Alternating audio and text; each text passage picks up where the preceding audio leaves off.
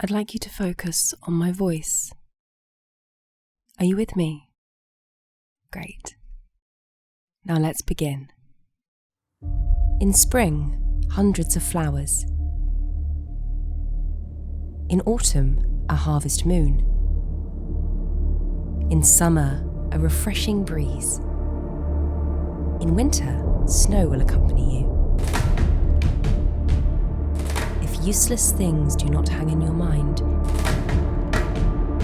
any season is a good season for you.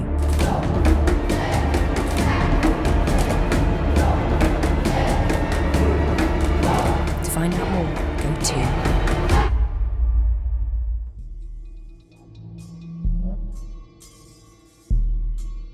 Hey everyone, my name is Al Horner. I'm the host of the Script Apart podcast, and with me today is my producer on said podcast, Mr. Camille Demek, and a number of his very talented friends. Together they've put together an amazing short film called Something for Your Mind, and we're going to have a little discussion about how it came together and specifically how they used Unreal Engine to, bring to life this scene that personally I did not know was possible for three guys practically working out of their bedrooms.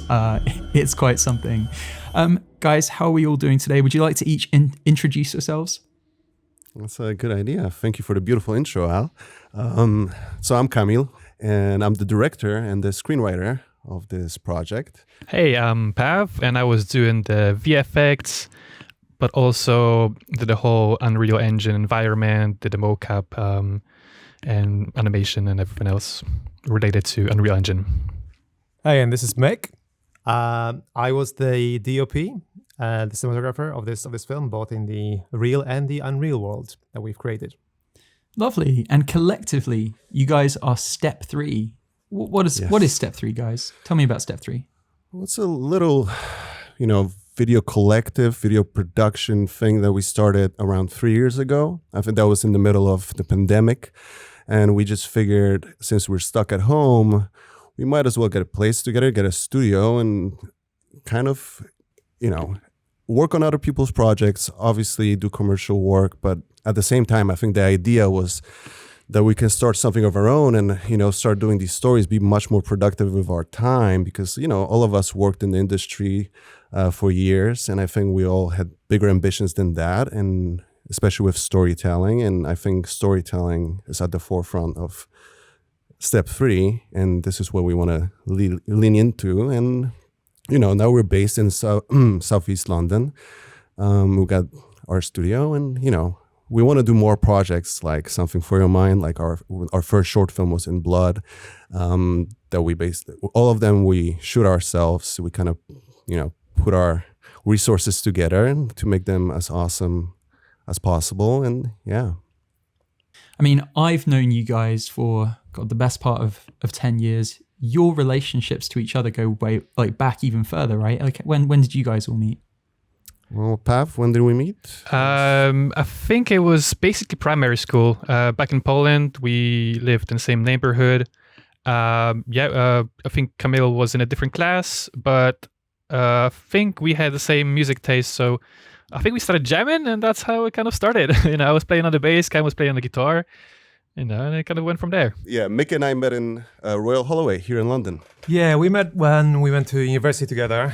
We were in the same media course. And at some point we also started jamming together. So we started a little band. And then that's how I also met Pav. Guys, we should talk about Something for Your Mind. It's your new film. And as I say, I would have been impressed by this if I didn't know you. I would have been impressed by this if it was made by a team of 50 people. But as it happens, it was made by just you three, with kind of a few kind of outside collaborators, sort of helping out with sound and music and things like that. But for the most part, it was just you guys. And one of the big talking points of this film is it has this incredible sequence utilizing Unreal Engine. Maybe the best place to start is, Cam, for you to give us a bit of an overview as to what the film is and what it's about. It's a complicated story in a way because, I should probably go back to the fact that I always wanted to do something with taking the main character into a different world. I always had this ambition that, I should do something that's, like the Matrix, or there's a device, or it has like, kind of VR possibilities, something like that. But I could never put together a story together.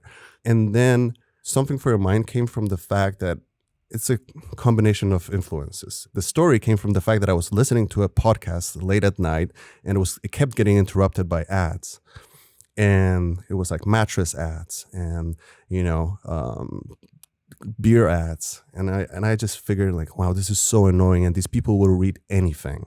And then I thought about a story about a podcaster who is forced to read something very strange. And that strange thing would be a device. I didn't know yet what it was going to be, what it's going to look like, but that's how our story came together, like the initial part of it. And I think I wrote this story in like maybe like 1 day or 2 days. And it was basically a popular podcaster who receives an ad to read. And that ad is a strange ad about a device that affects your mental state. It lets you get rid of all your problems, all of your depression by entering your own mind in a way. And I showed the script to Pav. I think he was the first person. And I was like, dude, we can do this so easily. Half of it is, this abstract world. We can do green screen. It's gonna be fine. We just make it like a white space, and the rest of it is gonna be like a regular story. But we make a cool transition into it. It's gonna be fine. And Pav was like, sure, that sounds good. But at the same time, Unreal Engine was becoming a big thing. We kept seeing like samples actually related to the Matrix and the possibility to create your own character in it. And then Pav came back to me and was like, well, what if the whole sequence of this character being in their own mind is going to be created in Unreal? And I was like, well, that sounds cool. Do you think you can do it? I was like, yeah, I guess. And that's how the whole project really started. Obviously, after a bunch of rewrites, we had like a fuller story. We knew what the characters are going through. And yeah, but the whole journey with Unreal, which we're super interested in, it's a amazing tool for storytellers. And we were just very into the idea. Like once Pav suggested it, it just became clear that there's so many short films done in Unreal, and they're amazing. You can watch them on YouTube. But as far as I knew, nobody tried to combine a real live action narrative with Unreal Engine. Just put it into one film and try to make it seem like one seamless story. And that was the ultimate goal of doing this project.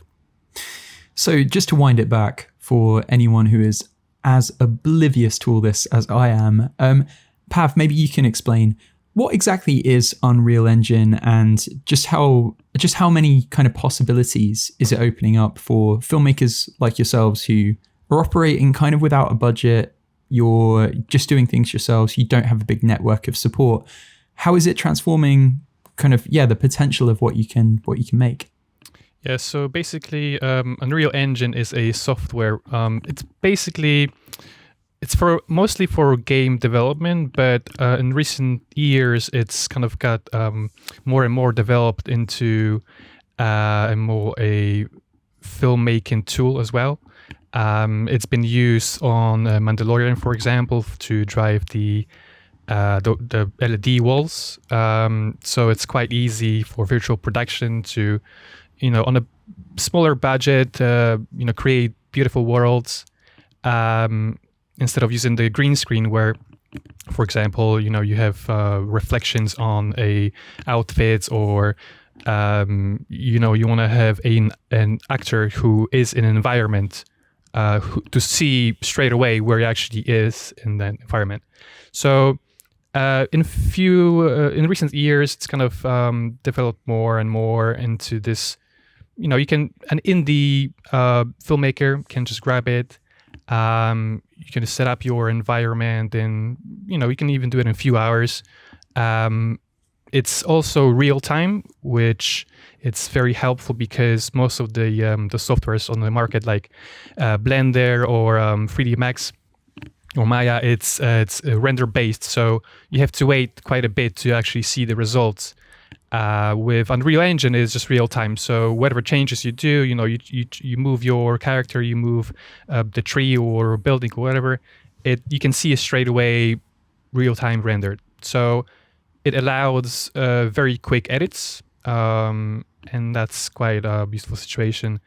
Also, in recent years, MetaHumans was revealed, which is basically a virtual character that you can build from scratch, and it looks very realistic for what it is. I mean, there's obviously that uncanny valley difference, but I would still say for no budget productions, that's the easiest thing you can actually get for just spending some time on it. How we did it is basically we had Phoebe, the main character. I scanned her face using a polycam software, and that kind of made it a 3D scan of her head, and then you basically transform it into the MetaHuman Unreal Engine portable character.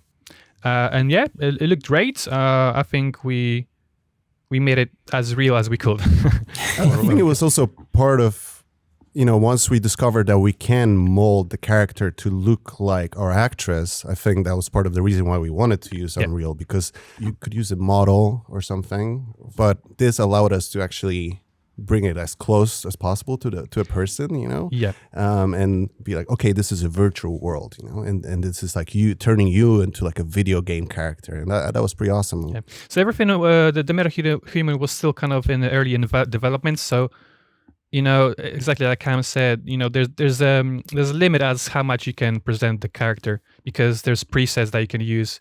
So we have to kind of like style it. So, it looks similar enough, but obviously there's a bit of a difference between the character who looks in real time and the MetaHuman one. And in terms of the IRL filmmaking, if you like, you guys kind of had to meet the technology halfway, right? Like, I think there's a scene specifically in the short film where Phoebe's character takes a shower, so you could get the hair looking like it was going to look like in the scene in Unreal, right? Yeah, that was a problem that we discussed probably for weeks. There's a limit to what Unreal can do. Obviously, when you're building a character, there's templates of clothing and hair and all different elements. And as much as we could, have Phoebe's face look quite similar, there was the hair element, which we couldn't find specifically exactly the same hair that she's got. So I just ended up writing in a quick shower scene into the script. It was like, okay, her hair is kind of wet, and she styles it in this way, like to go to bed, and then it looks more similar to when she's actually a virtual character. So we have to kind of work around the limitations that are still in Unreal. Obviously, there's ways of doing it. So you can make your custom hair and you can make your custom outfits, but obviously that adds to the time that you have to spend on actually rigging things. So we kind of went the easier way to kind of not spend so much time on it as well. And Mick, you are a very experienced filmmaker. Every time I look at your Instagram, you seem to be in some far-flung country doing something mad. Had you ever done anything like this before in terms of shooting this thing, lighting this scene, or was this a totally new experience for you? No, so for me that was completely new, and I had sort of set up this very unrealistic schedule for myself in a way, because I sort of imagined that, like, if it's only a 2-minute sequence, then surely it's gonna take me a day or two, and like it shouldn't really be much of an issue.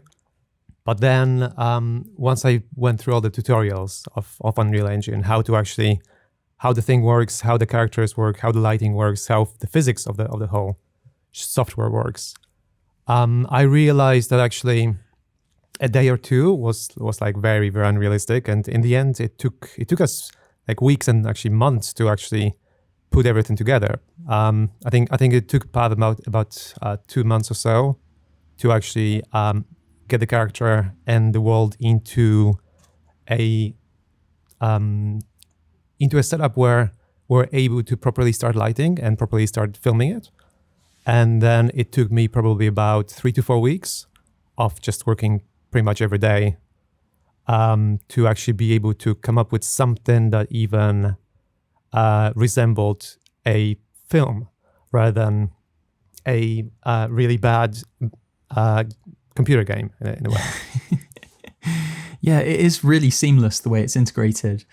So, what we're talking about this like it's just some skill you picked up, but for each of you, when you talk about like reading up on Unreal and getting to grips with this technology, how easy was it, or more to the point, how intensive was it, kind of learning how to utilize this quite new technology, this still emerging technology? Pav could probably talk about that more, but I think we had some experience before with motion capture, with facial capture, because we always tested these things, and seeing like what can be done, because it just seemed like such an amazing opportunity.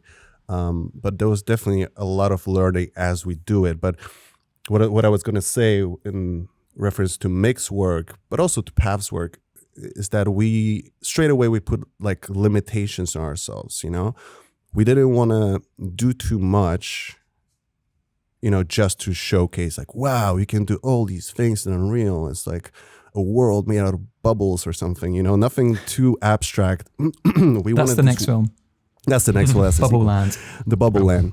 And we basically said, okay, everything that she sees inside of her mind is a reflection of what she sees in the live action stuff. It's going to be surrounded by water because there's water in the short film. We focus on like an aquarium in her room. She's going to be heading towards this big tree because there's a huge tree like hanging on the wall, in their living room. And then we wanted that connective tissue. And then also with Mick's process, I think we started the moment we got into it and we're like, wow, Unreal is so awesome. We can put the camera anywhere. We can like swing it around. And then we very quickly saw that like, it made it even more gamey. And we were like, okay, let's create a rule that the camera in Unreal is not going to do anything that we can't do in real life. We're not going to do some crazy 360 Michael Bay kind of spins or other character because we can't do it in real life. And I think that really opened the door for you, right? Like in terms of how to actually set up the cameras and design this whole sequence. Yeah, I think the most sort of advanced type of moves that we were allowing ourselves to do were things like, let's say, a crane or a drone move, where things which you would be able to do on a budget in any sort of a film. So any sort of short filmmaker might be able to grab a drone, do some aerial shots, or they might be able to get a slider, or they might be able to get a handheld gimbal and things like that. So we just wanted to make sure that everything we're filming within the software is possible for us to film in real life in this way. Because otherwise it sort of defeats the point, because it's no longer a film if it's not something that can be filmed, right? It just becomes a trick of some sorts, and it stops being an actual movie that we wanted to create. You mentioned budget there. Have you guys done the kind of mathematical, hypothetical question of trying to work out if you didn't have this technology, if you weren't able to create that scene in Unreal, how much it would have cost you? Like in terms of building that set, doing those shots akin to drone shots or crane shots. Talk me through it. Can you estimate? Well, so you know how they just recently opened the Las Vegas Sphere in Las Vegas? Yeah. So the way we sort of... Is that where this is premiering, this film? Well, yeah, maybe one day. The way you can sort of imagine this situation is what Unreal has allowed us to do is to essentially create a world where we can control the sky, the stars. We can move the world around us. And essentially, if you were to put a large amount of water on the ground and then cover it with the dome of the Las Vegas Sphere, and then tell us, well, here's a tree, here's a character, this character walks on water, make something out of it. So that's sort of effectively what Unreal allows you to do.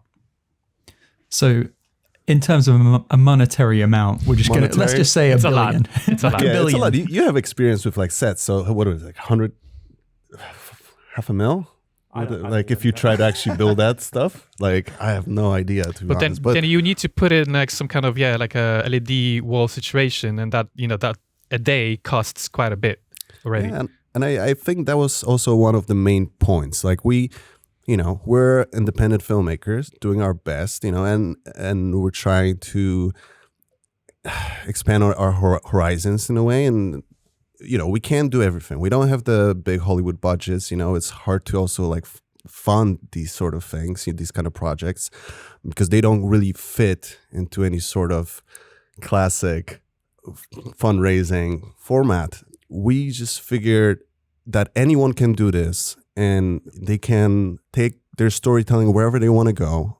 It's just a matter of experimenting, I think, and like maybe pushing the envelope a little bit and of what you can imagine. But anybody can grab Unreal, and anybody, I'm not saying every film has to be a combination of live action and Unreal, but I think where we are not yet with Unreal is actually trying to build like really good stories with it.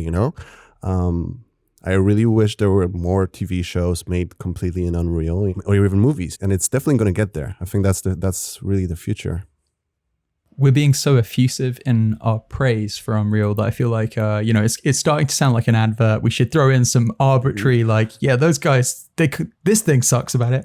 But there's problems. We can talk about that because there were a lot of problems. Like we should probably talk about the challenges because we make it probably seem like it was like smooth sailing. But maybe Pat, if you can talk about like the problems we've had. Like I kind of said, most of the tools we use are kind of still, I would say, they're still developing. So, for example, the motion capture we used called Move AI. I did see an advert somewhere. I can't even remember. Maybe it was on YouTube or maybe like it was some exhibition.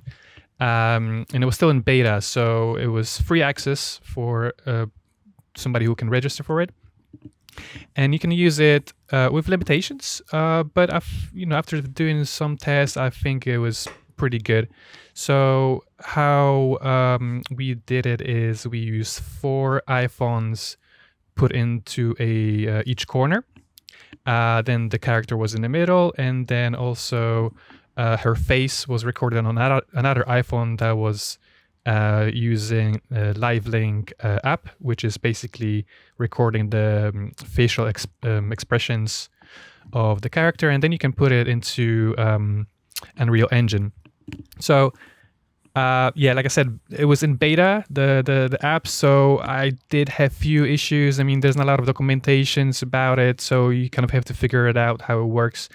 There were a few issues with limbs. That's usually the main problem with these kind of softwares, that it doesn't look always like you're walking, it kind of looks like you're sliding.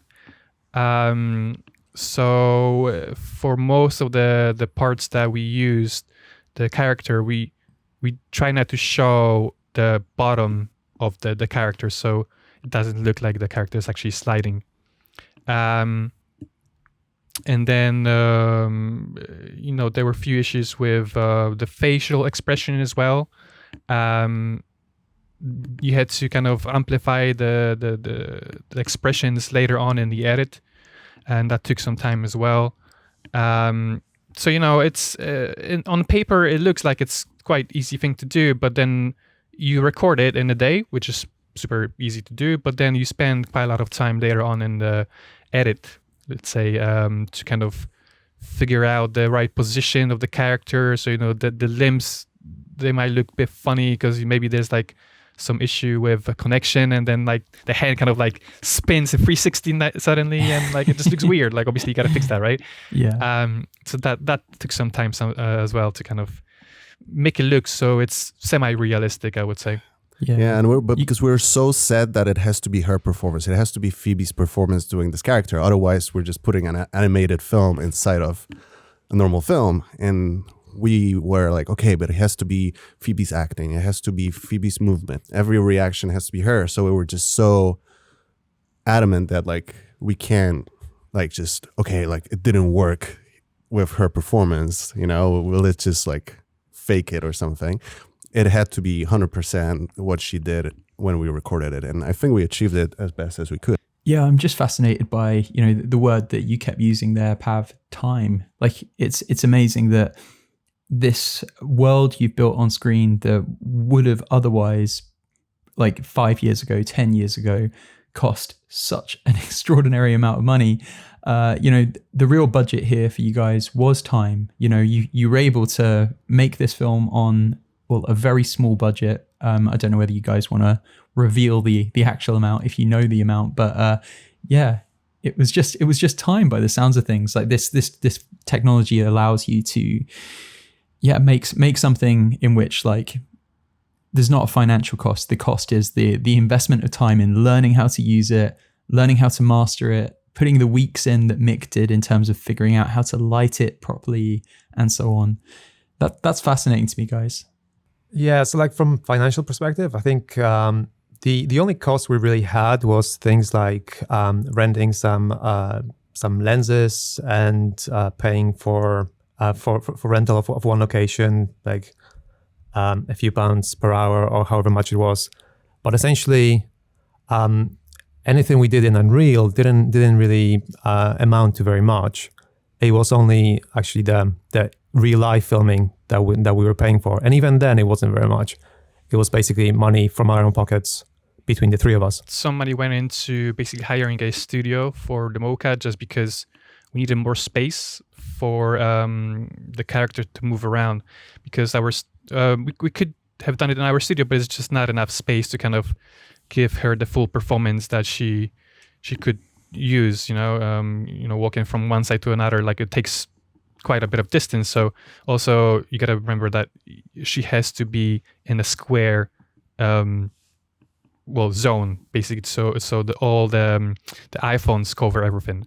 So we hired one studio to kind of do that.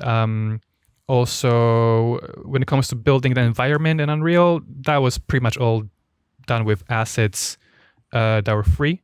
The water, you can make it in Unreal for free because it's just particles.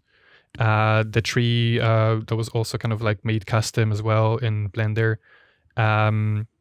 And yeah, the sky is just kind of NASA image of a sky, like space, So, just space, Just space is the title of the Step 3 autobiography. We should probably just mention, like, talking about time, just as a warning to anybody, the exporting. Oh yeah. That's what really, we didn't calculate before we went into it. We just thought we were gonna build it, and then. But our film it's in 4K, right? That was shot, right? Yeah. So your film is in 4K, your animation has to be in 4K, and then it needs to be graded so it matches the rest of your film. So it has to be exported differently. And we probably spent how long exporting? Probably about 2 weeks running the computer almost nonstop. Right? Yeah, it was quite a surprise to us initially because we. As you're creating these shots, as you're basically working on them on everyday basis, you have a situation where you can export low-res proxies and then put them into Premiere or Avid or into any sort of software that you're using to edit. So essentially, what we had a let's say myself and Kamil in the same room, or Pav and Kamil, or three of us, or me and Pav, just working on these things and then putting them into Premiere to see how the shots work together. But then when it finally came to actually exporting the whole thing, we had to figure out what would be the best codec or the best way of exporting it so that it works in DaVinci and it allows us the greatest freedom to grade. And Pav spent quite a long time actually researching that as well, to figure out what that spec would be. But then when we actually started exporting, it was like a 10-second shot might take like 5 to 7 hours or something like that to export. And then it also had issues very often. Like something didn't export right, something was flickering, a hand just, like the animation went high wire. So yeah, it's that's something that everybody should, remember. You need a lot of computing power. When you guys saw the finished version and kind of like, I guess you'd been staring at this world and this sequence for quite a while, but was there a moment when you exported that final export and you kind of saw it with a clean perspective, with fresh eyes, if you like? Was there kind of a response you had to it where you were like, oh my God, wow, that came together really amazingly, and you were able to appreciate what you've been able to build? I think like at the end of the day, it's like with any film, it's when the music and like the score comes together and the sound design comes together, and like your character starts breathing like a person, and you hear the footsteps on the water, and it's all these elements that kind of make it alive. So I think at the end of the day, we were just like, wow, when we went into the sound mixing and the sound design. And because before that, it was just, we could hear her voice, and I did a couple like rough sounds for it. When our friend Tom Keach, like when he did his magic on it, that's when I think we were both like, wow. Like, and Pavlov obviously also created like amazing transitions between the unreal world and going back into the real world. And yeah, when it all like came together, we're like, wow. Like obviously the first thought was like, we got to do it again, but it's probably going to be a while before we approach such an idea, because like the idea was always that it has to fit the story, and we'd have to come up with another good story where Unreal works. So yeah, you've led us in quite nicely there, guys, to a conversation about the future. Having made the breakthrough that you did with this film, what are you thinking about in terms of like next steps? Have you started turning your attention yet to the next film and how you're going to build on what you achieved here? Well, like, because this is quite a long film, it's 18 minutes, and it checks off a bunch of things that we wanted to try. We wanted to do a sci-fi. We wanted to play with Unreal. We wanted to have, pretty dramatic story inside of it. And we feel like we've done it. And now we just really want people to see it and make up their own minds whether they think we succeeded or not. We know that it's not like a regular film that we can just send to any festival. It doesn't really, like, I see festivals and there's like, which category do you fit in? Is it a, live action short film, or is it animated short film? And I still don't know. I consider it a live action film because our actress did all the work, and this is just something we wanted to experiment with. This, every festival says we want to see new storytelling, like new voices, new ideas, fresh ideas. And that's what we thought was doing something different, doing something fresh. And now that we've achieved that, I think we just want to make more short films with great stories, but maybe not as complicated, I think we still want to do crazy out there ideas, but, also just try to keep it as a straight narrative, make people think like, wow, I wonder what that would look like as a movie. Just ideas that are interesting in itself, and maybe don't put such a big stress on the visual effect kind of trickery of it, but do that with a story, and I think that's completely doable, and I think that's the goal now. Exciting times, guys. Exciting times. Well, as I say, you should be incredibly proud of what you did with this film, and I look forward to whatever you do next. And I don't mean Cam, you and me doing podcasts. That's I'm not looking forward to that. Hey, you guys do a podcast? I never heard of it. Yeah, it's you probably how's it called? Script apart. It's called the Joe Rogan Show. Oh, okay. The Joe Rogan Show, yeah. Thanks, this hair I've got is a wig. Guys, this has been so much fun. Thank you for joining me today. What a fun conversation. Thanks, Al. Thanks for having. All right. Bye, everybody.